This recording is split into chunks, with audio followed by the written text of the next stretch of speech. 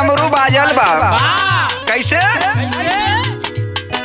कलयुग में भगिया, कलयुग में भगिया जागल ये भैया, डमरुआ शिव जी का बाजल ये भैया, डमरुआ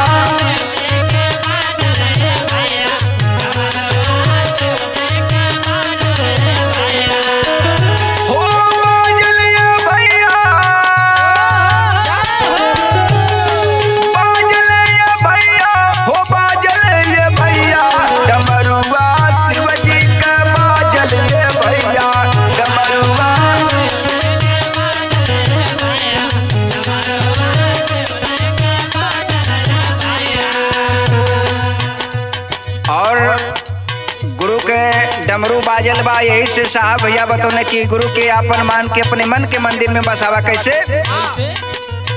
मन के मंदिरवा में अपने बसावा,